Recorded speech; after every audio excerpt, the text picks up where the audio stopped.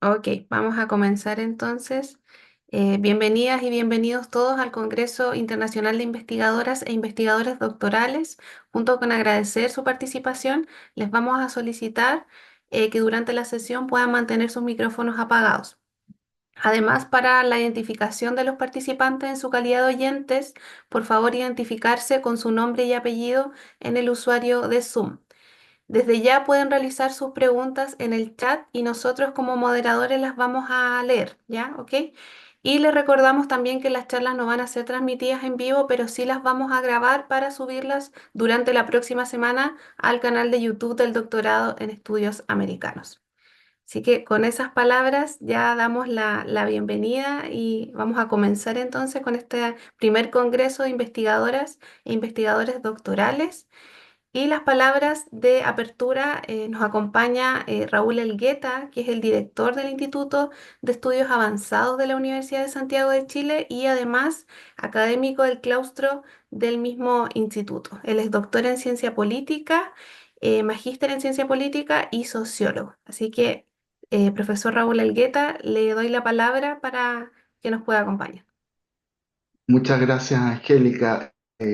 Somos bastantes, así que eh, no voy a saludar uno a uno como quisiera, porque esta es una actividad que hay que aprovechar de formación, que no solo como investigadores doctorales, sino también sirve para nosotros como profesores para intercambiar y conversar. Es una actividad de conversación fundamentalmente que desde el Instituto de Estudios Avanzados y en particular del doctorado en estudios americanos, estamos muy complacidos de que esta iniciativa ya logre esta tremenda conversación que vamos a tener, que vamos a inaugurar con la gentileza de Yoconda, la profesora que va a hacer la conferencia inaugural, y con la participación ¿no es cierto?, del, del,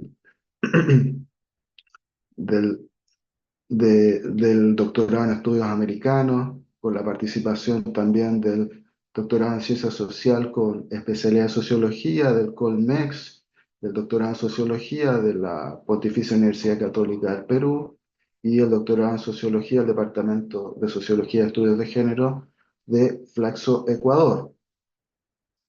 Esta iniciativa que nos inspira, es una iniciativa que tiene sustento en proyectar la internacionalización a escala latinoamericana, que es muy importante, que desde el instituto alentamos con entusiasmo y que obviamente esperamos que sea el primero de muchos encuentros que vamos a tener.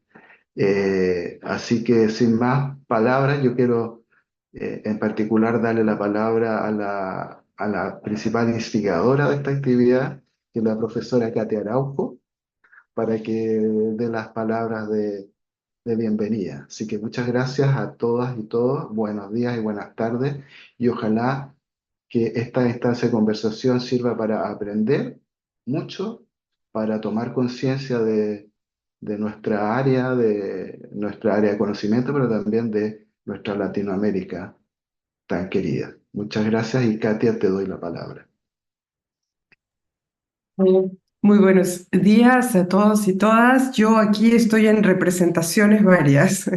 Estoy en representación del director del doctorado, Fernando Estensoro, pero también en representación de mis colegas de los diferentes doctorados que participamos en la organización de este evento. Este es un evento coorganizado a múltiples niveles, entonces estoy también en representación de Robin Cabañó, de la Pontificia Universidad Católica del Perú y del doctorado en Sociología, de Liliana Rivera, del doctorado en Ciencia Social con especialidad en Sociología del Colmex, de Cristina Cielo, del doctorado en Sociología de la Flaxo, y creo que no me he equivocado, no me he olvidado de nadie más.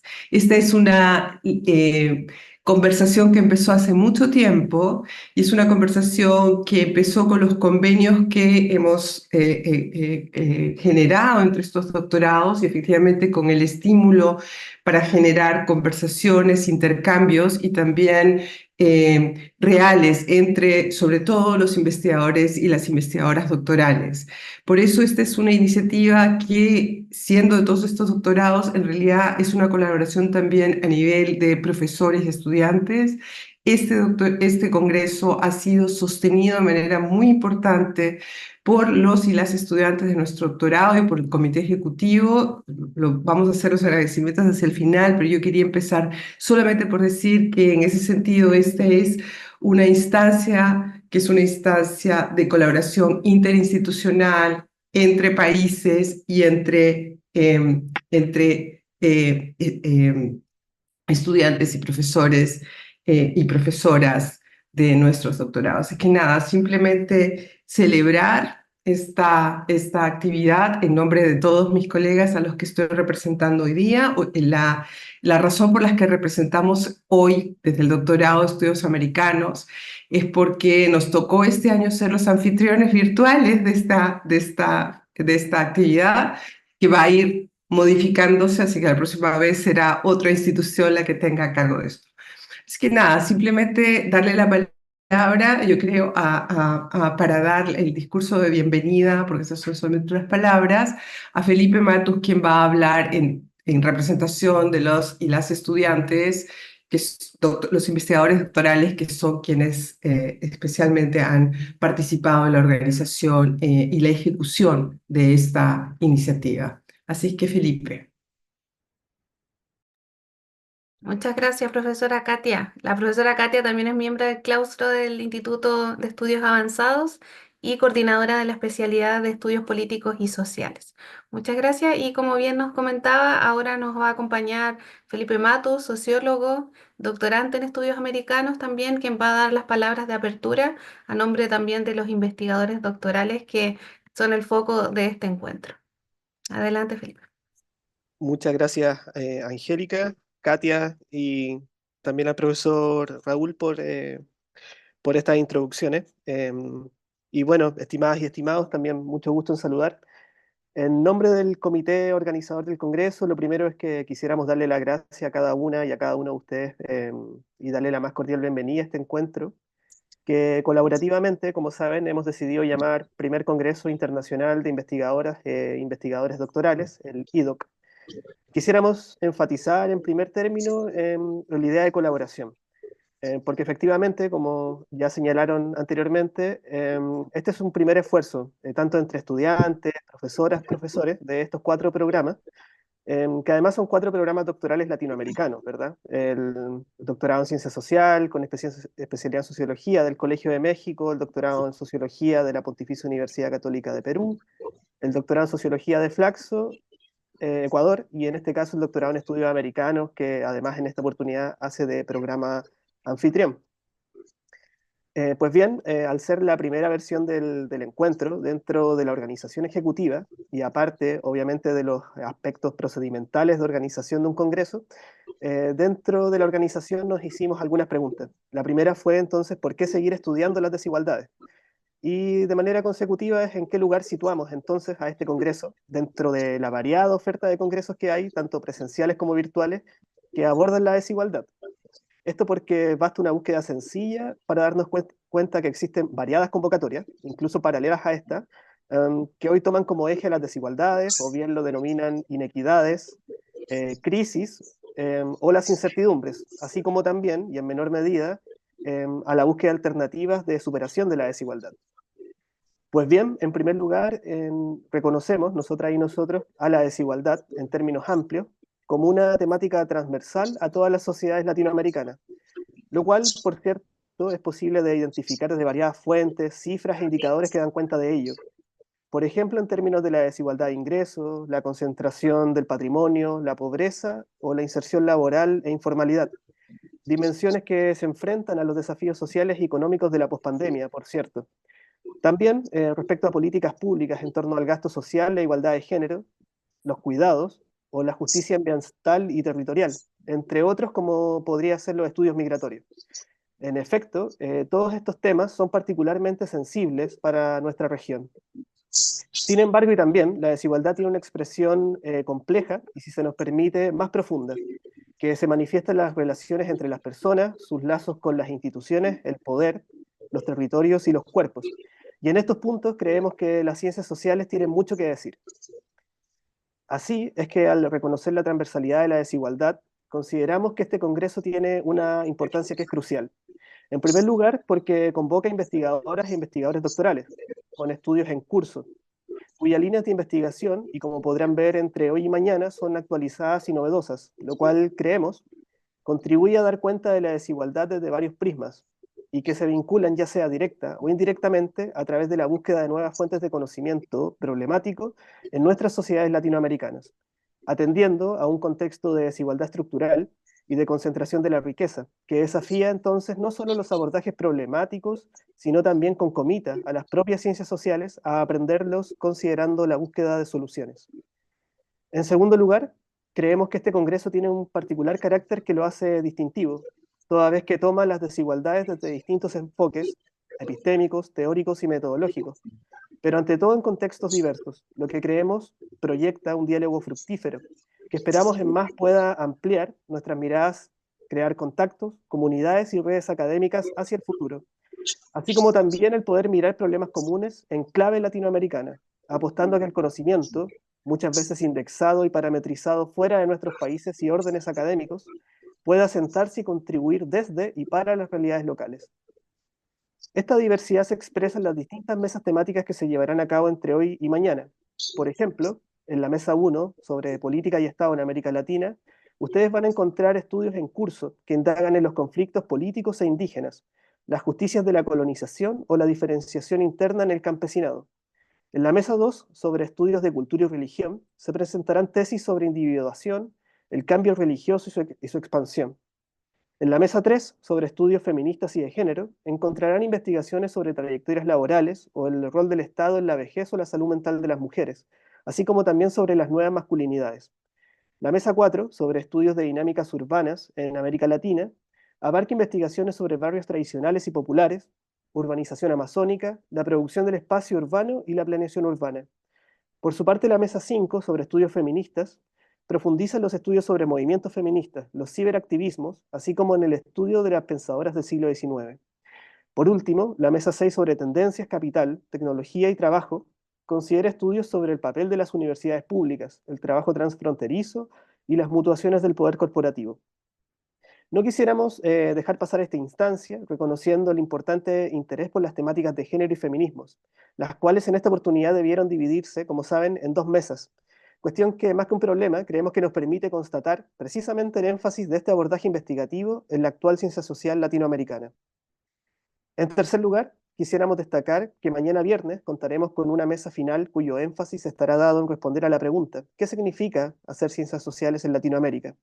Considerando además la emergencia de nuevos fenómenos y problemáticas para las disciplinas del área, revisando alternativas interseccionales, su relación con las problemáticas sociales y demográficas, así como la incidencia de las ciencias sociales en los debates y las políticas sobre el incremento y la extensión de las inseguridades. De igual manera, vamos a conversar sobre los desafíos actuales que enfrentan las ciencias sociales en investigación y docencia, considerando los órganos de financiamiento y evaluación vigentes. En suma, esperamos que sean 2 días de conversaciones amplias y diversas. Precisamente, nuestra charla inaugural de hoy, a cargo de la profesora Yoconda Herrera, toma como referencia la interseccionalidad en los estudios migratorios, énfasis que creemos expresa de buena manera la búsqueda de nuestro Congreso en torno al abordaje problemático multidimensional. Por último, quisiéramos agradecer a todas y todos quienes han hecho posible esta instancia. Primeramente a las directoras y director, la profesora Liliana Rivera de Colmex, a la profesora Cristina Cielo de Flaxo, a la profesora Katia Araujo de USACH, al profesor Robin Cabañut de la Pontificia Universidad Católica de Perú. También, por cierto, al comité ejecutivo que ha hecho posible esta organización, a Katy Maturana y Angélica Ramírez de la USACH, a Quintia Moreno y Gonzalo Smith de Flaxo, a María Paz Agredo desde Colmex y a Felipe Matus, en este caso, quien les habla. Con especial atención también agradecemos la disposición de las moderadoras y moderadores que estarán en las distintas mesas entre hoy y mañana, al profesor Isaac Cisneros de Colmex, al profesor Christian Parker de USACH, la profesora Leslie Lemus del CES Colmex, al profesor Manuel Damer de la PUC de Perú, a la profesora Katia Araujo y a la profesora Pamela Figueroa del USACH. Así, las y los invitamos a participar de las distintas charlas y mesas entre hoy y mañana. Esperamos también, así que nuevas tesistas puedan asumir con entusiasmo los futuros congresos IDOCS. Muchas gracias, bienvenidas y bienvenidos al Congreso. Muchas gracias, Felipe. Para quienes se han conectado recientemente, les recuerdo que durante la sesión, por favor, mantener los micrófonos apagados y además para su identificación en su calidad de oyentes, que puedan identificarse en su usuario de Zoom con nombre y apellido. ¿Ya? También les recuerdo que pueden dejar comentarios y o preguntas en el chat y al final de la mesa vamos a seleccionar algunos para que puedan ser respondidas por la profesora que nos acompaña hoy en la charla inaugural y que es la profesora Gioconda Herrera, socióloga, doctora en sociología y que actualmente se desempeña también como directora de Flaxo Ecuador, con una destacada trayectoria académica y cuyas líneas de investigación son la sociología de la globalización y las desigualdades sociales, las migraciones internacionales y los estudios de género. La charla inaugural se titula La interseccionalidad como concepto viajero en los estudios migratorios. Así que le damos la palabra a la profesora Gioconda. Muchas gracias por acompañarnos en este encuentro. Muchísimas gracias a todos y todas. Muchísimas gracias, Felipe, por esta invitación a participar de esta iniciativa. Me parece importantísimo que estén dialogando nuestros 4 doctorados. Ojalá que podamos multiplicar este tipo de iniciativas. Creo que es precisamente entrelazando que- y que circulando, que circule el conocimiento, y de eso es lo que quiero hablar ahora, que podemos lograr realmente fortalecer nuestras reflexiones. Así que felicitaciones por la iniciativa. Gracias a mi colega Crisielo también, que fue la que me hace partícipe de esto. Y entonces, sin más, quisiera más bien empezar a compartir y que me avisen si está todo bien en relación a eso. Sí, podemos ver su presentación. Listo. Sí, a ver, entonces lo que yo quería era pues iniciar con una conversación sobre uno de los aportes que me parecen fundamentales para el estudio de las desigualdades sociales, que entiendo es el centro de esta conversación del Congreso, que es efectivamente cómo desde los feminismos se ha pensado la desigualdad social, que creo que nos invita a ciertas particularidades que pueden servir de manera general para ampliar esa conceptualización de las desigualdades sociales, que es el término, digamos, de interseccionalidad, ¿no? He denominado esta conversación la interseccionalidad como categoría viajera en los estudios migratorios, porque una de las cuestiones que quiero subrayar es precisamente la importancia de mirar estas categorías analíticas desde su circulación y desde su traducción y desde la forma como despegan y aterrizan en determinadas realidades locales, ¿no? Que creo que es fundamental en la reflexión pues, que hacemos desde América Latina.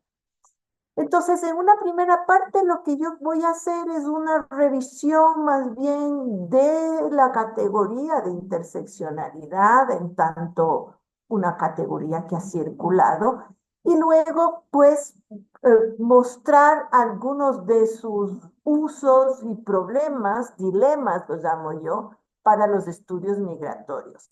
No voy a insistir tanto en los estudios migratorios porque entiendo que más bien la idea es ofrecer una visión más general, dado el público, ¿no es cierto?, que tenemos para esta charla, ¿no? Entonces, yo quisiera partir de la necesidad de mirar cómo esta categoría de interseccionalidad en realidad no tiene una definición concreta y única, sino que ha sido producto de varios acercamientos, de varias perspectivas, ¿no? Tal vez la más conocida es esta que surgió, ¿no es cierto?, desde el feminismo negro, desde esta conjunción con la teoría crítica de la raza, que subraya, y por eso me parece importante, la idea de opresiones intersectadas. No habla de desigualdades, habla de opresión. Y creo que eso nos abre también una categoría a pensar la desigualdad en tanto también muy articuladas relaciones de poder. Desde los feminismos se hablaba de la interseccionalidad como formas de opresión. Le puse intersectadas, pero en realidad la palabra en inglés como que nos da otra perspectiva, ¿no? Pero también tenemos otro tipo de definiciones o de aproximaciones que hablan de desigualdades entrelazadas cuando se habla de la conjunción de raza, clase, género, edad, etcétera, ¿no? Como esta idea muy cercana entre opresión y desigualdad como nociones intersectadas, ¿no? Desde una reflexión más de América Latina, evidentemente los estudios postcoloniales también han informado la interseccionalidad, mostrando lo históricamente situadas que son las desigualdades entrelazadas y la necesidad de mirarlo, ¿no es cierto?, desde, como por ejemplo el género, esta idea de colonialidad del género de María Lugones, ¿no? Por último, también se ha hecho mucho énfasis, y aquí tanto hay un texto muy bonito de Elizabeth Gelini y el texto seminal de Mara Viveros en la contingencia, ¿no?, histórica y en la necesidad de un análisis interseccional situado, contingente, que se construye desde ensamblajes locales en donde pueden primar una u otra de estas categorías de desigualdad, pero que necesitamos como entender y reconstruir desde esa contingencia, ¿no? Es decir, tenemos entonces varios elementos que construyen esta especie de concepto, teoría, perspectiva, categoría. En fin, yo creo que ahí la discusión está abierta. A mí me gusta hablar de perspectiva más que de cualquier otro término para darle un poquito más de uso, pensarlo analíticamente, ¿no? Pero no solo es que podemos hablar de varias maneras o ensamblajes en torno a los cuales ha girado la idea de interseccionalidad, y ahí entra un poquito. Empezamos con la idea de cómo viajan esos conceptos. También me parece importante, y ya lo han hecho varias colegas feministas, de pensar en su genealogía, porque dependiendo de dónde empezamos a reconstruir esa genealogía del término, también vamos a entender, digamos, ciertas cuestiones que toman más relevancia que otras, ¿no? Está claro, ¿no es cierto? Tal vez lo que más hemos estado familiarizadas a tener es esta trayectoria de cómo desde los feminismos del disenso en los años 80, principalmente en el mundo anglosajón, se construye, ¿no es cierto?, con fuerza el feminismo negro, y se llega a la categoría de interseccionalidad gracias a esta abogada, jurista, Kimberly Crenshaw, que en realidad lo usa, empieza a usar en un contexto absolutamente práctico y de acción, que es el análisis de un juicio laboral de obreras afroamericanas que a partir del concepto de interseccionalidad mostraba su doble o triple desigualdad al interior de la fábrica. Entonces tuvo un uso o un punto de partida muy de lo que Brubaker llama categorías de la práctica, no tanto categoría analítica, sino categorías de la práctica, categorías desde la acción. Y es súper interesante cómo una categoría de la práctica pues ha tenido un viaje y una trayectoria tan grande y tantos desarrollos, inclusive al traspasar ese espacio hacia convertirse en categoría más académica. Y creo que otra cuestión súper importante para pensarlo también como categoría fronteriza es obviamente los feminismos de la frontera, ¿no? Ansaldúa, con esta visión también que tiene del poder y la opresión y la desigualdad como también un amasamiento, una forma de cómo se interceptan distintas formas de opresión para crear una sola, ¿no? Una sola masa que es en sí mismo la complejidad, que por supuesto para los estudios migratorios es centrar su reflexión. Pero si miramos desde el mundo, digamos, aquí tal vez Europa es una entidad demasiado plural, me disculpan la reducción, pero lo que quiero traer a colación es que la categoría de interseccionalidad en los estudios desde, digamos, Europa mete con mucho más fuerza y desde el inicio al sujeto migrante. Es decir, la migración es pensada como parte de algún tipo de ensamblaje de desigualdad con más fuerza en ciertas pensadoras europeas y sobre todo desde la idea mucho más pegada a lo identitario y a la posicionalidad. Díaz, yo creo que Flora creo que tiene una reflexión súper interesante de pensar la interseccionalidad no como, solo como opresión y desigualdad, sino muy pegada a la exclusión y a la ciudadanía también, ¿no? Que nos coloca en el terreno de la comunidad política con más fuerza, diría yo.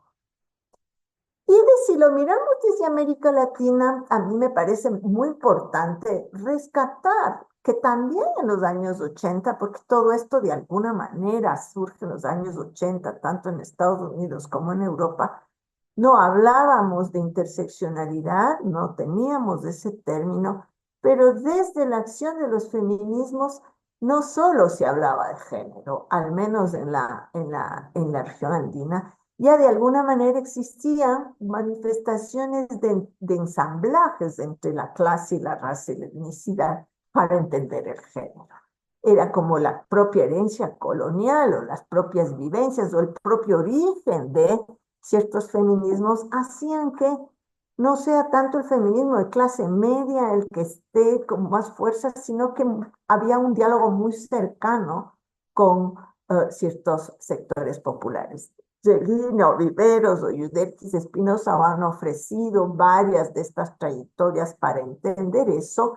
Yo les quería traer desde la acción simplemente, por ejemplo, como en el segundo encuentro feminista de América Latina y el Caribe ya había un feminismo afro-latinoamericano. La foto a la derecha es un encuentro feminista en Ecuador en el 86, en donde ya se posiciona, por ejemplo, la raza, también la opresión frente a las mujeres indígenas con fuerza. Entonces, desde la acción había una especie de voz ya entrelazada de distintos ensamblajes de desigualdad. Y en términos, digamos, de analíticos, y a mí siempre me gusta resaltar a estas dos colegas peruanas también desde los años 80, en donde me parece a mí en estos dos textos que responden pues a investigaciones de los años 80, ofrecieron ya visiones de interseccionalidad. Al mirar, en el caso de Marisol de la Cadena, con su texto, que es un texto de los de 91, pero que es producto de una investigación, los 70 y 80, de los cambios que traían para las mujeres y para las comunidades la migración y una serie de cambios para eso, y que acuñaba esta idea de las mujeres son más indias para referirse a cómo la etnicidad, el racismo, la opresión se vive de distintas maneras para estas mujeres campesinas frente a los grandes cambios y transformaciones que estaba trayendo ahí. Y el otro texto de la historiadora peruana también, Marfil Franque, que hablaba de la trenza de la dominación, que este es un concepto bien bonito que mostraba cómo cuando hacemos una trenza tenemos hacemos una trenza con tres digamos, mechas, pero solo aparecen dos. Y cómo esa mecha oculta, que fruto de la trenza, que le da vida a la trenza, era, digamos, en general, las relaciones de género, ¿no? Cómo se había visibilizado la clase, la etnicidad o la raza, pero que sostenidas por ese entrelazamiento, ¿no? No se hablaba de interseccionalidad, pero la idea de alguna manera también estaba presente en la producción académica. Y por último, entonces, distintas definiciones, distintas genealogías que tenemos que seguir rescatando. Yo creo que una de las cuestiones de los estudios de desigualdad son empezar a mirar cómo hemos producido conceptualizaciones más complejas de la desigualdad en América Latina, en distintos contextos, y cómo de qué manera ya había un diálogo, ¿no es cierto?, o una necesidad de mirar distintos ensamblajes, distintas constelaciones, la producción, ¿no es cierto?, articulada de desigualdades como aquello que nos permite entender una nueva realidad en ese entrelazamiento. Entonces, por último, después de eso, la categoría viajera, yo me inspiro en el trabajo de Julia Roth para eso, en donde a la dimensión de interseccionalidad, a su historicidad, a su idea de entrelazamiento, le coloca la necesidad de la reflexión transnacional y de geopolítica de la perspectiva interseccional y también epistémica. Los conceptos viajan, Estados Unidos, América Latina, de Europa, América Latina, viceversa, circulan, pero al viajar también hay una realidad epistémica de desigualdades que tenemos que tener muy en cuenta, ¿no?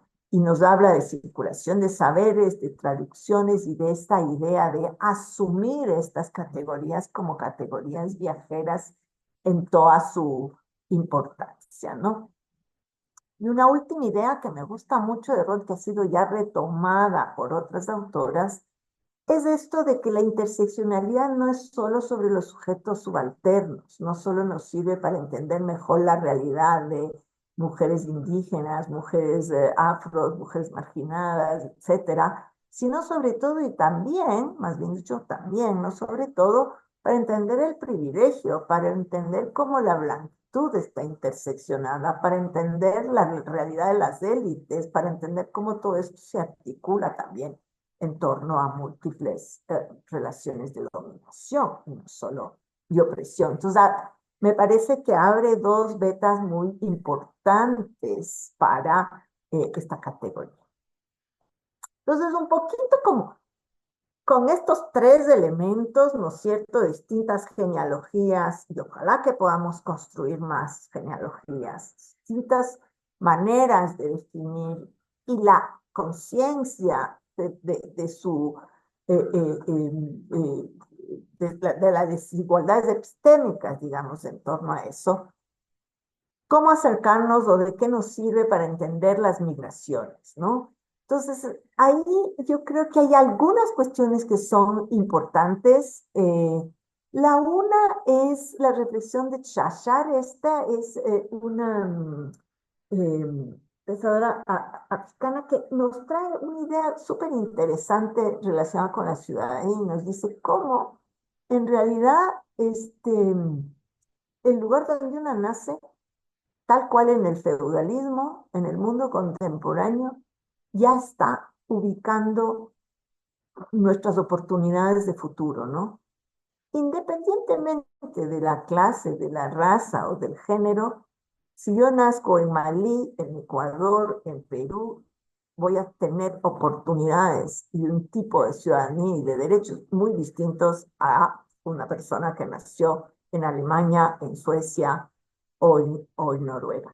Sobre el hecho de nacer, si le quitamos todas las otras intersecciones, solo el nacimiento, la lotería del nacimiento como ser humano, ya me está colocando en un lugar. No se diga a nivel, al interior de las naciones, ¿no? Pero en la geopolítica el pasaporte también se hereda. La nacionalidad es lo que heredamos también.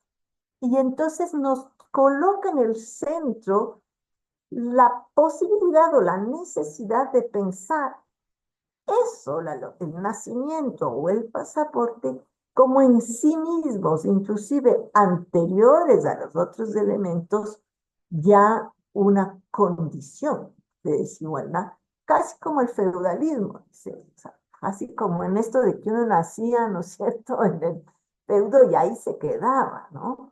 Entonces, obviamente, frente a eso, en el mundo contemporáneo, con todo el movimiento existente, etcétera, ¿no es cierto?, no me quiero alargar, la migración aparece por una forma de asegurar oportunidades de vida y de ciudadanía, también frente a esta especie de feudalismo de la nacionalidad, por llamarlo de alguna manera.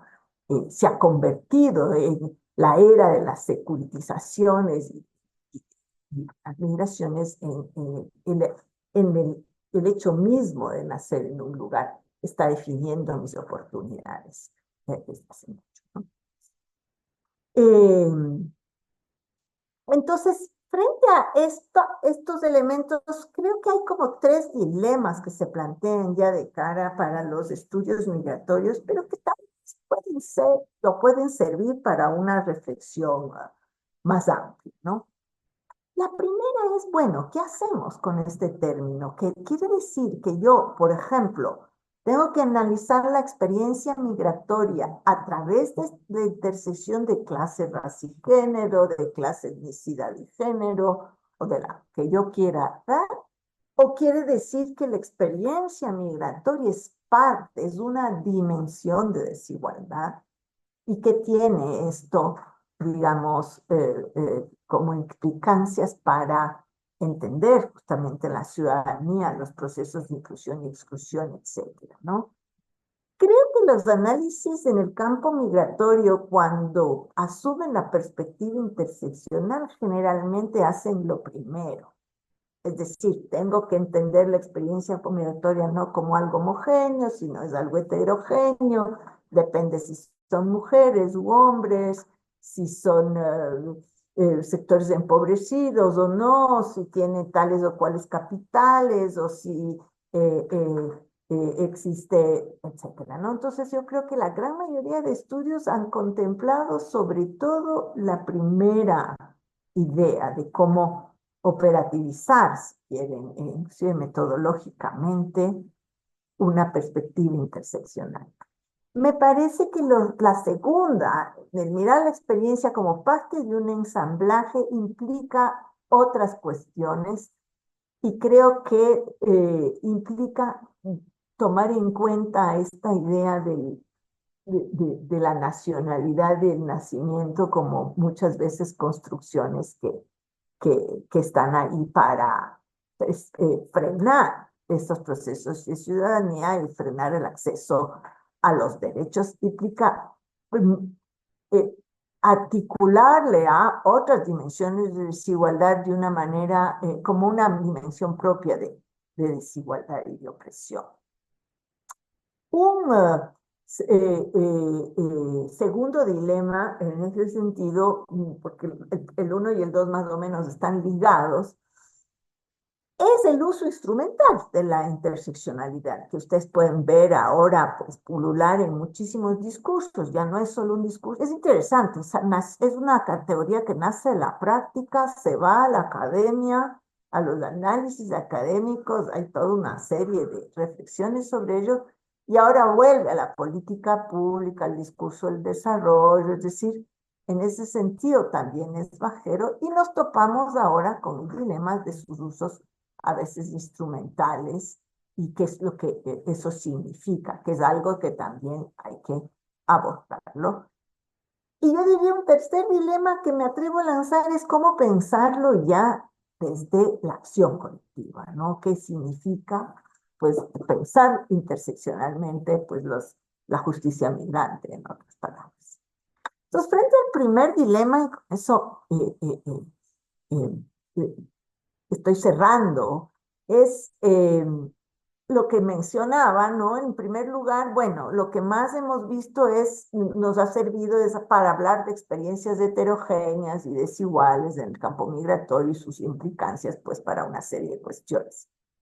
La otra es poner en el centro cómo la migración en nuestras sociedades contemporáneas se está cada vez más convirtiendo y se ha construido como una dimensión crucial de desigualdad y opresión, que digamos en algunos casos igual de fuerte o tan importante como la clase o la raza o la propia dimensión de género, ¿no? Que nos plantea de manera mucho más central y directa la interpelación a la comunidad política, ¿no? ¿Quiénes son los integrantes, las integrantes legítimos de la comunidad política? Es decir, con mucha más fuerza. Y ahí yo quería traer a colación, pues porque estamos viviendo un movimiento migratorio muy importante en América Latina, para unos más nuevos que otros, en fin, como por ejemplo la población irregularizada por los estados, irregularizados por políticas migratorias que han cerrado las fronteras o que están cada vez más cerrando fronteras y irregularizando a la población migrante, son interpelaciones precisamente que tienen que ver con quién tiene la legitimidad de pertenecer a esa comunidad política, ¿no? Entonces creo que nos plantea con mucho más fuerza o desde estas realidades contemporáneas la necesidad de incluir a esa experiencia migrante como parte de estas constelaciones de desigualdad y de opresión para entender el poder. Frente al segundo dilema de los usos instrumentales, sí creo que es algo como que lo dejo ahí planteado como para futuras reflexiones y la necesidad de plantearlo, ya algunas feministas lo están haciendo. Es que me parece que tenemos que volver a las discusiones que tuvimos en los 90 con el término género. O sea, como el género y esta crítica, ¿no es cierto?, desde Mohanty, de cómo se tiende a construir a la mujer vulnerable del tercer mundo en los discursos de género y desarrollo, a este sujeto que sufre violencia, que es pobre, que no tiene educación y al que hay que acudir con el discurso humanitario, el discurso de desarrollo para salvarlo, ¿no? Muchas veces el uso que se está dando ahora a lo interseccional en las políticas, se habla cada vez más que las políticas tienen que tener perspectiva interseccional, que en las acciones de desarrollo o en el caso de las migraciones, las acciones humanitarias tienen que tener perspectiva interseccional. Y creo que necesitamos una cierta pausa, distancia y reflexividad frente a cómo se está entendiendo ese uso instrumental en la política y en el desarrollo, tal cual lo hicimos en los 90 con el término género, ¿no?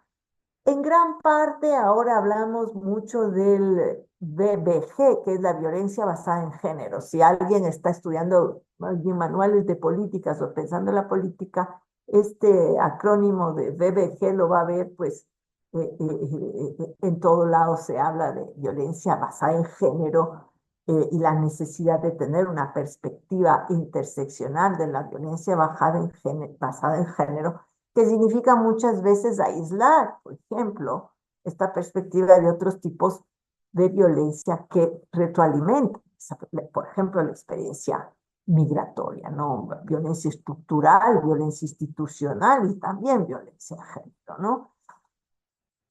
También ver cómo ese sujeto vulnerable de las políticas y del desarrollo se está volviendo cada vez más diverso, ¿no? Entonces ya no es las mujeres, son las mujeres, las niñas, las poblaciones trans, LGTBI, etcétera, aquellos sujetos de atención especial que se subjetiviza a través de esas políticas. Entonces, esto es como para ofrecer un segundo dilema en torno al tema que creo que es como parte del viaje de la categoría, ¿no? Que ahora cada vez más está en estos discursos de las políticas, ¿no?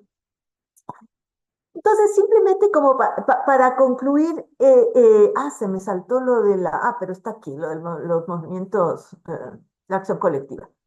Bueno, creo que nos permite, esta categoría viajera no solo es un tema epistémico de circulación de saberes y de conocimientos, son de relaciones de poder en esa circulación, pero también de usos de esas categorías que también tienen que ver con las desigualdades desde de ese continuum entre categorías analíticas y categorías de la práctica, que simplemente es como una diferenciación de clasificación, no es, en realidad puede tener muchas. Creo que hay la idea de, perdón, se me fue ahí una línea en inglés, de subjetivación, ¿no es cierto?, en el discurso humanitario que tenemos que pensar a reflexionar. Y diría también de ese sujeto, de cómo pasamos de esa diversificación de ese sujeto vulnerable a una especie de idea de vulnerabilidad compartida como fuente de acción, retomando un poco el análisis de Butler ahí sobre el sujeto vulnerable. Y quería traer a colación el ejemplo, por ejemplo, de las caravanas migrantes y del cuidado comunitario en torno al tránsito y la migración que está ocurriendo en América Latina en este momento y que de alguna manera nos ayuda a pensar, o puede ser un ejemplo de cómo también pensar esta circulación de saberes, eh, ensamblajes de desigualdades y ensamblajes de sujetos vulnerables, mirados ya no desde la pasividad del discurso hegemónico, sino desde la posibilidad de la acción colectiva. Muchas gracias.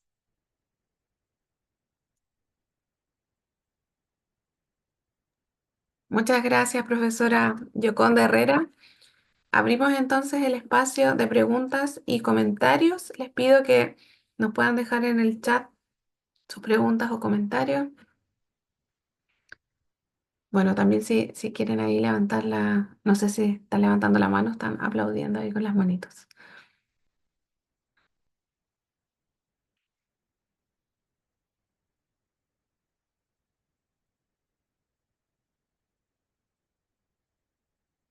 Preguntas por acá en el chat o bien pueden abrir su micrófono para hacer algún comentario o pregunta. Ya, la profesora Yo Kat. yo tengo una pregunta, no quería levantar la mano, pero no me ha funcionado, no sé por qué. Primero, muchas gracias, Yoconda, por la presentación. Y yo tengo, la verdad, tres preguntas para ti. La primera, no sé, son algunas entre preguntas y comentarios. La primera es em, la cuestión de la tensión entre interseccionalidad y género, ¿no? Porque desde el feminismo se ha planteado que el género es fundante y estructurador, ¿no?, de la cultura, de las sociedades, de las relaciones. Y entonces cuando tú trabajas interseccionalidad desde el feminismo, no pierdes esa idea.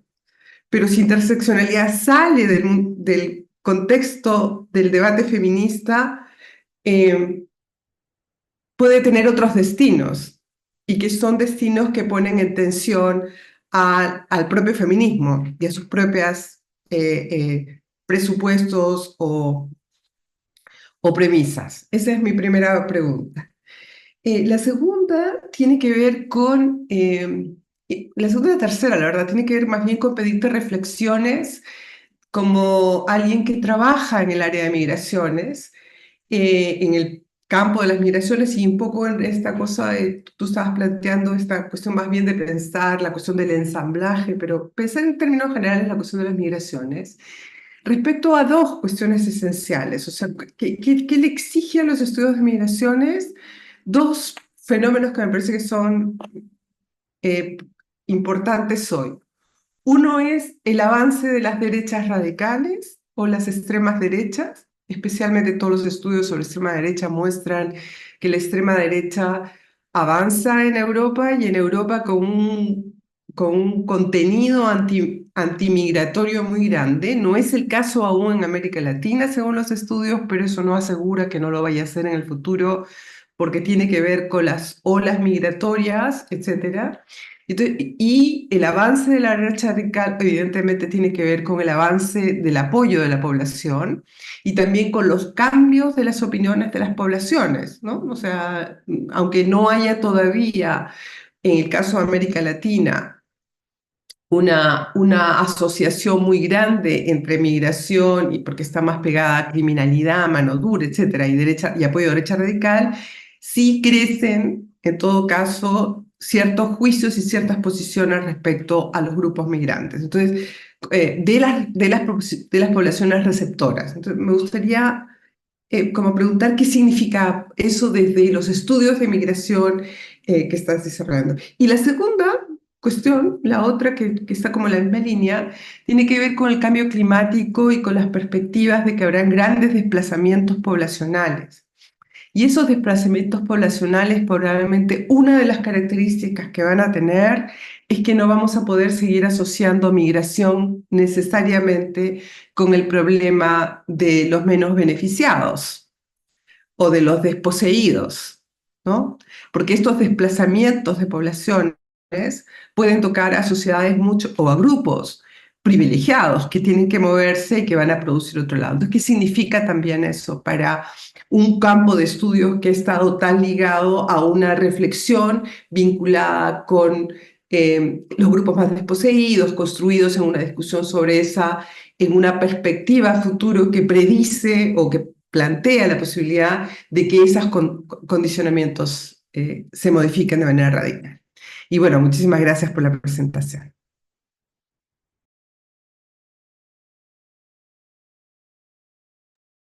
Gracias, Kat. No sé si recogemos preguntas. No sé cuánto tiempo tenemos. Sí, todavía tenemos tiempo, así que si alguien quiere sumar alguna pregunta para que la profesora Mejor.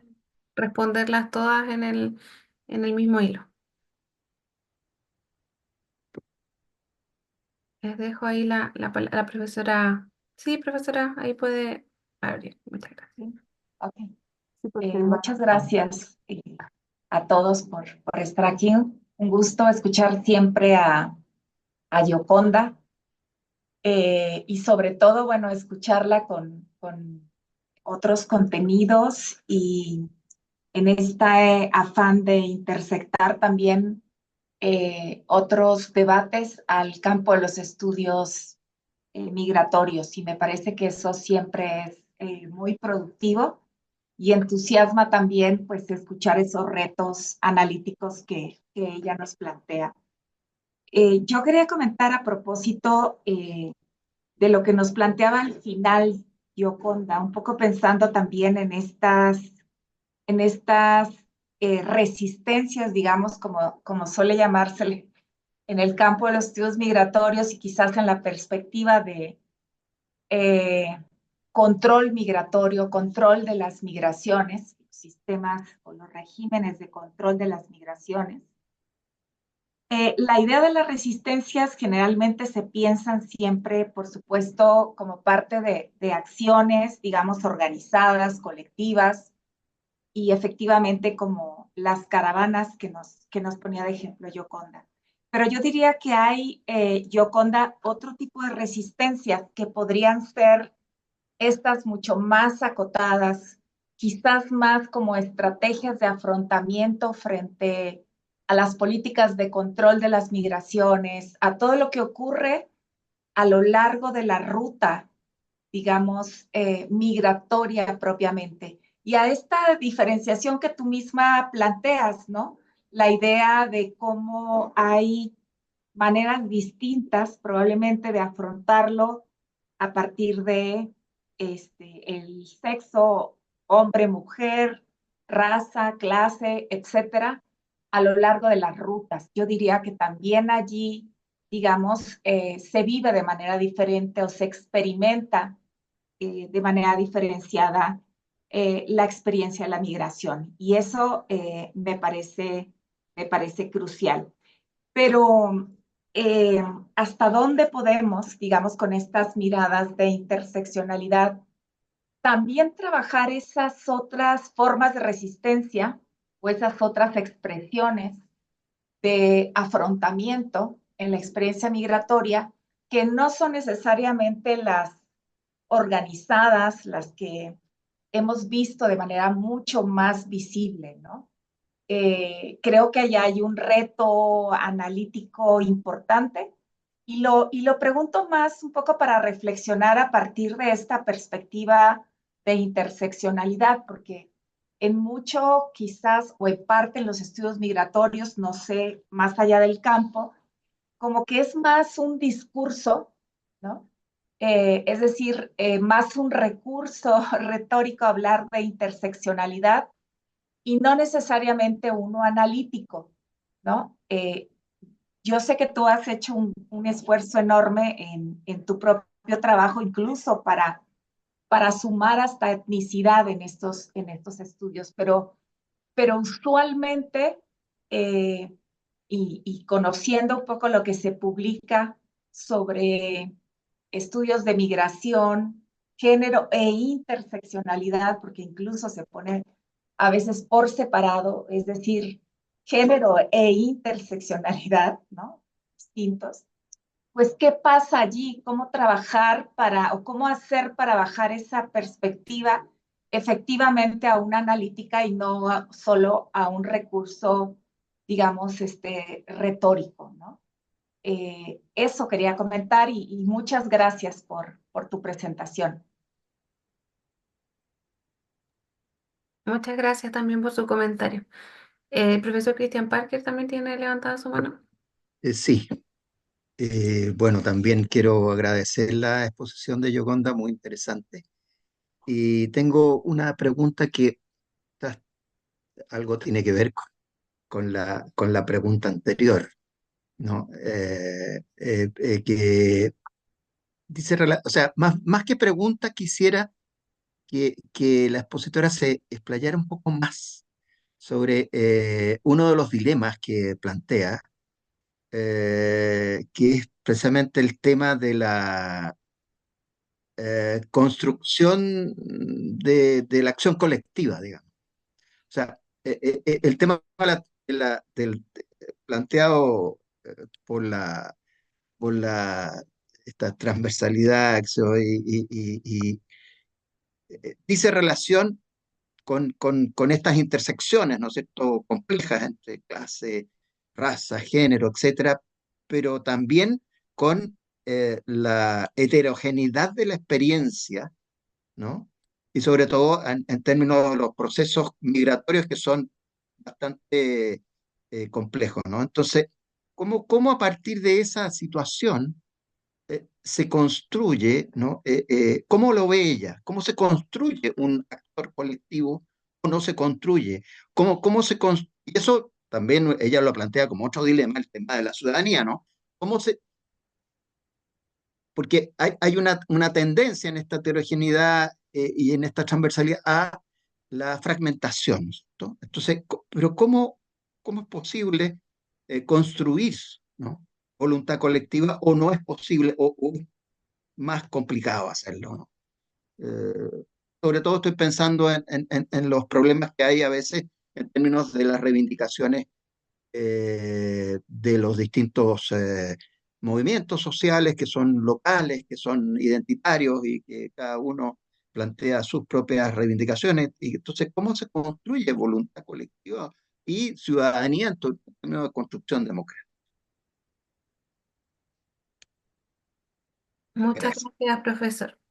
Hay otra pregunta en el chat, así que la voy a agregar también para que la responda la profesora Yoconda, que de Fabiola Cifuentes dice, ¿cómo está incidiendo en las políticas públicas en América Latina el avance del crimen organizado asociado a las migraciones y su impacto en la mirada interseccional necesaria para observar los flujos mixtos de migrantes? El profesor Robin Cabaño también tiene la mano levantada, así que le vamos a dar la palabra y con eso ya cerramos el espacio de preguntas y comentarios para dar espacio a la profesora. Muchas gracias, Angélica. Bueno, Yoconda, muchas gracias por tu por tu exposición. Un gusto escucharte después de un tiempo. Bueno, saludos también a todas y todos. Tenía una pequeña reflexión sobre a partir de tu ponencia y una pregunta también. Bueno, primero es interesante ver también cómo el concepto navega entre diferentes campos, ¿no? El campo académico, el campo, lo que has recordado, ¿no? El campo académico, el campo político y el campo de la militancia también, ¿no? Este campo académico a través de las universidades, el cambio político, del desarrollo, del diseño de políticas, etcétera, y el campo más de la militancia asociativa, política, etcétera. Eso me parece muy interesante, ¿no? Yo tendría o sea, una pregunta, yo creo que hay una variable adicional que sería interesante incorporar en el concepto de interseccionalidad, es la variable edad, ¿no? Es muy Sí. diferente migrar, ¿no? Bueno, últimamente hemos trabajado con adolescentes venezolanos no acompañados. Vemos que los resultados son muy distintos según el sexo, pero también hay una variable edad, ¿no? Que es muy, muy importante, que remite también al factor generacional, ¿no? Entonces, bueno, quisiera también saber si eso te parece pertinente y cómo eso, obviamente, ¿no? Y cómo lo incorporas. Bueno, muchas gracias nuevamente. Listo, no, muchísimas gracias por estos comentarios que creo que me aportan un montón a seguir reflexionando. A ver, em, Katia, sí, a ver, yo no sé si hay una tensión entre género e interseccionalidad, es decir, puedo entender a lo que vas, ¿no? En ese sentido. Yo no trataría de mirarlo como una tensión a resolverse. Yo creo que la interseccionalidad son estos distintos ensamblajes de desigualdad que han sido planteados desde los feminismos. Entonces, no creo que se esté abandonado el impulso feminista detrás de esta categoría, sino que sí se está claramente señalando la necesidad de mirar ese amasamiento que dirían Saldúa, ¿no? Como lo que sale de esa perspectiva de entrelazamiento es algo nuevo, es algo diferente, es algo distinto para entender las desigualdades y la opresión. Y yo creo que el género hizo ese rol o tuvo ese papel hace 30, 40 años y que esta es una complejización de esa mirada. No, y ahí puedo traer un poco lo de Robin, ¿no? Y claro, la edad, la generación, lo intergeneracional o la ruptura de eso es pues, también una dimensión experiencial, fenomenológica, súper importante para entender la heterogeneidad de los sujetos y también sus vulnerabilidades. Entonces, así como la edad o la migración o la nacionalidad pueden convertirse en categorías de desigualdad, como el género y la raza, no, yo no, puede ser que en algunas coyunturas el género no sea lo más relevante para entender esas cuestiones de poder y no creo que le estemos abandonando. O sea, no me preocupa en ese sentido que si eso llega a suceder, ¿no? Entonces, por ahí. Eh, Creo que los ensamblajes, obviamente, cómo veo el tema del avance de la derecha radical y su discurso antimigrante, sí, evidentemente hay un caldo de cultivo ahí para el fortalecimiento de miradas de extrema derecha anticiudadanas, pero no solo diría bueno, sí, por el momento en Europa es mucho más marcado, en Estados Unidos ni se diga, es del pleno, está en el centro de las campañas electorales, de este rato que nadie se atreve. Bueno, en general nadie se atreve a hablar a favor de los migrantes cuando está en una campaña política, ni la extrema derecha, ni la derecha, ni la izquierda, ¿no? O sea, ese es como es bastante, da muy pocos votos hablar eh, eh, eh, de la xenofobia en las campañas políticas, pero sí, efectivamente, ahorita forma parte, digamos, tiene un rol central en el fortalecimiento de estas derechas radicales, y ahí sí creo que eso es, eso puede, en esos contextos puede ser muy importante el pensar a la experiencia migrante o a él o la sujeta migrante como ese nuevo subalterno y ese sujeto, digamos, oprimido, ¿no? Precisamente por estos discursos de la derecha. Ahí hay unos estudios bien bonitos y muy importantes basados en lo que, por ejemplo, en lo que Sara Ahmed desarrolló en torno al miedo, ¿no? O sea, ¿por qué el sujeto migrante se convierte en ese sujeto que nos atemoriza, que atemoriza a las sociedades, que nos atemoriza de esa construcción, ¿no? Social? Y yo creo que eso es muy necesario de entender primero para entender los usos que está teniendo en los discursos políticos de la extrema derecha, pero también yo diría, en el Ecuador, el crecimiento de la xenofobia tal vez no necesariamente ahora se vincula con un discurso de extrema derecha, pero sí se vincula con una posición nacionalista de fuerza, de reforzar la seguridad por un miedo, ¿no? Ese miedo que se está construyendo, que también tiene distintas construcciones, ¿no? Es el miedo al sujeto varón, más ligado a la idea de delincuencia, ¿no es cierto? Pero las mujeres, la hipersexualización, el engaño, ¿no? Es más femenino, ¿sí? Este sujeto que engaña o y frente al sujeto delincuente. Entonces también ese temor y ese miedo del discurso de la derecha radical tiene construcciones de género, tiene construcciones raciales, tiene construcciones etarias y tiene esta distancia que crea esta no nacionalidad. Entonces, por ahí yo creo que lo importante es de entender la producción de ese miedo y cómo esa producción de ese miedo también está atravesado por distintas formas de opresión que tienen que ver con la interseccionalidad. Lo del cambio climático. Bueno, justo estamos en plena reflexión de eso, empezando una reflexión sobre esos desplazamientos. Yo solo la articulación entre desplazamiento y crisis climática es bien reciente en la literatura y más aún en América Latina. Hemos estado tratando de mirar algunas cuestiones. Yo solo quisiera mencionar dos ahí. Cada vez que se habla de desplazamientos y de migraciones, ahora tenemos que tener mucho cuidado con los discursos de securitización en torno a eso. Y si hay también parte del el discurso del cambio climático puede convertirse en un discurso securitizador también.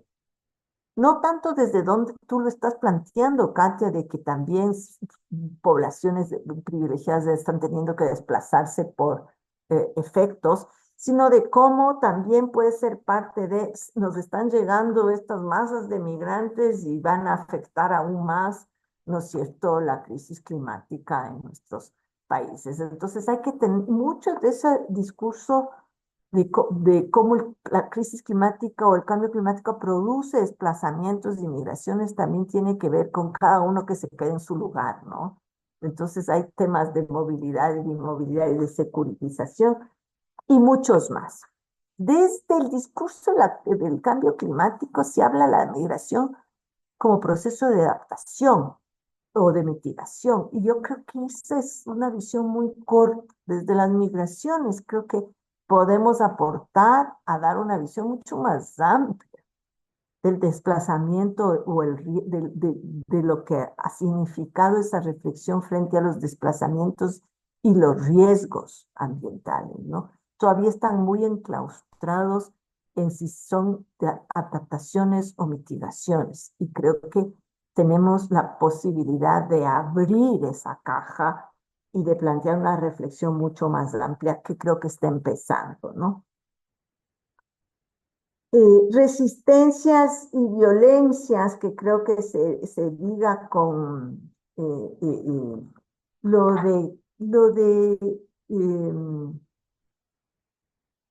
lo de Katia ya está. Sí, lo de las resistencias, Lili, importante, sí. Claro, no solo estamos pensando, digamos, no tuve tiempo de hablar mucho de eso, pero sí creo que hay, obviamente, cuestiones de acción colectiva que yo creo que son muy pocas todavía. o sea, frente a lo que son los movimientos de asociaciones de migrantes del movimiento sin papeles en Europa, en Estados Unidos, en donde tenemos realmente movimientos de acción colectiva muy fuertes, al menos en la región sudamericana y andina, me parece que hay todavía frente a los grandes problemas que han significado en términos de acceso a derechos, yo diría que me sorprende o hay que trabajar mucho más en entender por qué no necesariamente han significado el fortalecimiento de asociaciones, movimientos más colectivos, mucho más frontales, ¿no? Pero ese es otro tema. Claro que hay una resistencia más cotidiana y colectiva y cómo mirarlo desde el punto de vista interseccional. Yo creo que ahí es, tal vez con un ejemplo puede ser interesante mirar esa resistencia más cotidiana, ¿no? En el estudio de deportación, sobre deportación que realicé, hubo una de las historias, es la de una mujer indígena de alrededor de 40 años cuyo esposo había sido deportado y luego él se regresó y ella trató de llegar nuevamente a Estados Unidos y se embarcó con dos hijos porque sus dos hijos pequeños tenían nacionalidad estadounidense, sus dos hijos más grandes habían nacido en Ecuador, los hijos estadounidenses fueron en avión y ella tenía que emprender el camino para llegar a Estados Unidos, subiendo. Llega a Colombia y en Colombia le detienen y le dicen que cómo así está con dos menores de edad, ¿no es cierto?, pasando fronteras, y ella le dice, le vuelven a Ecuador, fundamentalmente bajo la idea de que no podía circular con dos menores de edad todo el continente hasta llegar a las Naciones Unidas. La visión que ella tenía de la forma como le juzgó en este contexto, pues, un policía de migración en Colombia, era como ella, como madre, tenía todo el derecho a llevar a sus hijos, y que no estaba siendo una mala madre, sino estaba siendo una buena madre al querer llevar a sus hijos y unificar esa familia. Entonces ahí se cruza, ¿no? Su condición de mujer indígena, distintas perspectivas sobre la maternidad, distintas perspectivas de lo que significa el viaje de un niño o niña menor de edad, y su resistencia frente al discurso normativo que le imponía este policía migratorio, ¿no? Ella terminó entregando dinero para que le permitan seguir adelante, ¿no? Entonces, como un ejemplo muy concreto de cómo, digamos, se pueden interpelar, no necesariamente con éxito, pero sí hay una interpelación permanente a múltiples dimensiones de opresión y de desigualdad que estaba experimentando esta mujer. Tal vez ese puede ser un ejemplo, ¿no es cierto?, de niveles de resistencia que no son necesariamente la asociación, el movimiento social o más colectivo, que pueden ser interesantes y de seguir buscando. Creo que ya la interseccionalidad ya no es solo un discurso retórico, creo que en las migraciones ha habido ya un desarrollo, yo diría, de 2013 en adelante, de muchas colegas que han mirado lo que yo subrayaba, sobre todo la heterogeneidad de la experiencia migrante desde distintas visiones de desigualdad. María José Magliano es un ejemplo, pero hay muchísimos más en donde se está haciendo, yo creo, análisis concretos interseccionales muy interesantes. Ya hay todo un desarrollo de cómo, de pensar metodologías en ese campo, no tengo tiempo aquí, entonces yo pienso que ya estamos más allá del discurso retórico, aunque sí es cierto que tenemos que tener mucho cuidado en no caer solamente o quedarnos en ese discurso, ¿no? Y bajarlo metodológicamente a análisis concretos. Yo sí creo que ya en América Latina hay una trayectoria importante en ese sentido. Y finalmente lo de la acción colectiva. A ver, lo de la acción colectiva a mí me intriga mucho por lo que ya mencioné. No creo que debamos tener la nostalgia del sujeto único. Yo creo que ese debate dentro de la teoría de acción colectiva y los movimientos sociales ya ha sido muy enriquecido. Yo creo que la interseccionalidad o la mirada de ensamblajes de desigualdad no necesariamente es desmovilizador. Yo creo que ahí, por ejemplo, en el caso ecuatoriano, que es el que puedo citar, nos ha dado muchas lecciones los propios movimientos. Y aquí un ejemplo, el movimiento trans en el Ecuador, que ya creo que se puede llamar, bueno, toda una discusión si es el movimiento trans, es un movimiento, son acciones, organizaciones, en fin. Más allá de eso, ¿cómo ha conseguido sus derechos del movimiento trans en el Ecuador? En alianza con otros movimientos, pues, desde donde reivindica cupos de empleo, reconocimiento, desde su alianza con otros movimientos, porque obviamente es un movimiento chiquitico. Entonces, es muy interesante ver su relación, la interpelación con el Estado, por ejemplo, desde este movimiento social, no es un tema solo identitario o de reconocimiento de su identitario, sino tiene que ver con redistribución, tiene que ver con acceso al empleo, acceso a la salud, su crítica a la restricción de presupuestos del Estado, al Estado neoliberal, es decir, tiene preocupaciones absolutamente comunes que podrían y que significan, ¿no es cierto?, luchas conjuntas en torno a cuestiones muy interesantes. Y hay una imagen que uno de mis estudiantes está trabajando en su tesis que es fascinante, es como en el último paro en el último paro de junio del 22 en Ecuador, en la gran asamblea del movimiento indígena, una de las personas que tomó la palabra en medio de toda esa irrupción fue la dirigente trans que estaba rodeada de el movimiento indígena, el movimiento feminista, los sectores urbanos populares de Ecuador, pero ella tomó un protagonismo central en donde se vio en una instancia, digamos, una conjunción de acciones que creo que pueden ser muy interesantes. Yo preferiría mirar desde ahí y tal vez otro ejemplo son los trabajadores de plataformas, ¿no? Los trabajadores de plataformas en América Latina y en muchos lados muchas veces son trabajadores migrantes también, ¿no? Entonces ahí hay una forma de acción colectiva muy interesante en donde necesariamente son ensamblajes de desigualdades y formas de opresión las que entran en juego para construir esa acción colectiva. Y Robin, por supuesto, me parece súper importante, evidentemente, tomar en cuenta, pues, la condición etaria como no solamente eso, ¿no? Una condición, sino pues una dimensión de desigualdad. Y creo que es cada vez más necesaria por lo que estamos mirando, ¿no? Creo que logré abordar todo y creo que ya he hablado demasiado. Muchas gracias a la profesora Yoconda Herrera. Entonces, reiteramos el agradecimiento por hacerse parte de este encuentro en la charla inaugural. Y bueno, quedaron por ahí a lo mejor unas preguntas pendientes, por ahí también hay otra pregunta en el chat, pero los invitamos a que sigan participando en las otras mesas que se van a desarrollar como parte de este encuentro.